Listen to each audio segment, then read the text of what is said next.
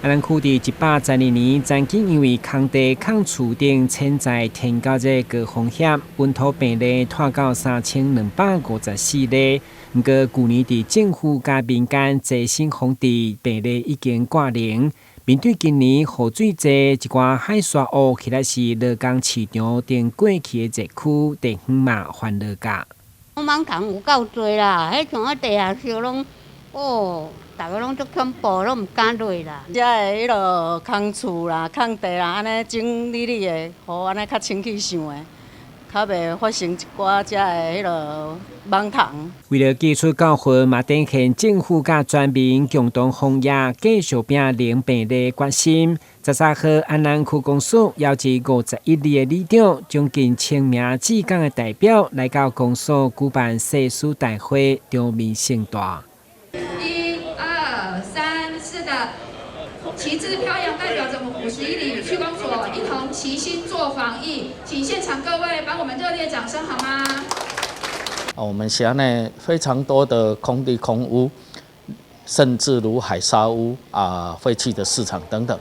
这些都是我们稽查的重点。那社区里面呢，另外还有所谓的天沟，还有我们的屋后沟，那当然也是我们巡查的重点哈。那所以呢，我们希望能够动员这些志工来针对安南区高达107平方公里的面积，我们的所有的角落能够由这些近1000名的志工来协助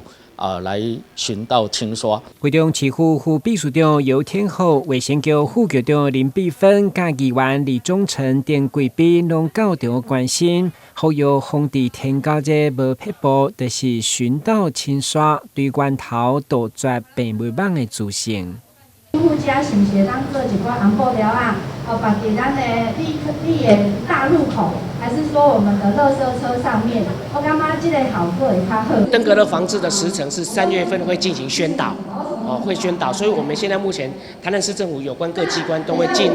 入到各区里面去做宣导。4月份我们就会进行开罚，防疫的具体的作为，不外乎就是巡倒清刷，还有落实。